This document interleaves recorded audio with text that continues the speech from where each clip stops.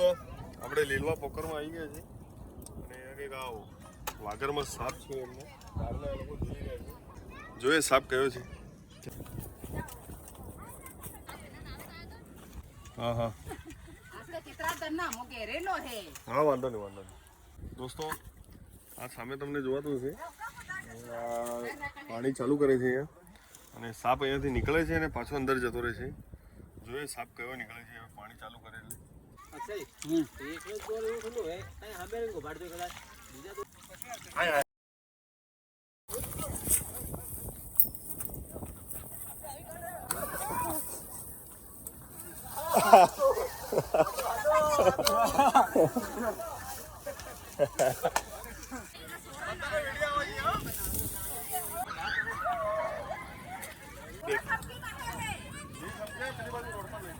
આની લંબાઈ જોઈ શકો છો તમે 6-7 ફૂટની છે તમે.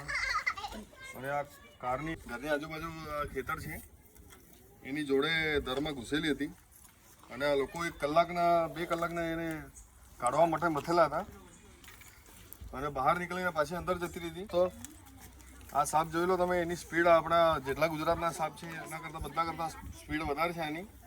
આ સાપમાં ઝેર હોતું નથી. આ બિનઝેરી સાપ છે પણ આની લંબાઈના કારણે લોકો એનાથી ડરે છે. એને આપણે ઇંગ્લિશમાં રેડ સ્નેક અને ગુજરાતીમાં ધામણ અને આપણા ત્યાંની પબ્લિક એને સિતોડું તરીકે ઓળખે છે. આની લંબાઈના કારણે લોકો ડરે છે એનાથી. આનું રેડ સ્નેક કેમ નામ છે કે ઉંદર એનો પ્રિય ખોરાક છે. આ સાપ વધારે ભાગે ઉંદરની પાછળ ઘરોમાં આવી જાય છે.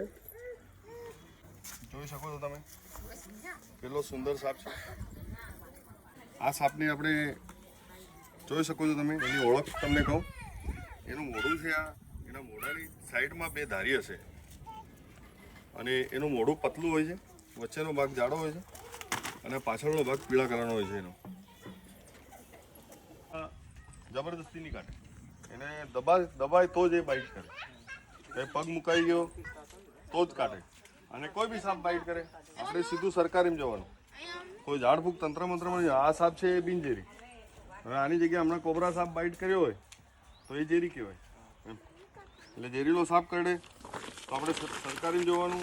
બિનઝેરી કર્યો હોય તો સરકારીમાં જવાનું. હવે આપણે ઓળખતા નહીં હોય એ બિનઝેરી કે ઝેરી. આપણને કોઈ બી સાપ બાઇટ થયો એટલે સીધું સરકારીમાં જવાનું.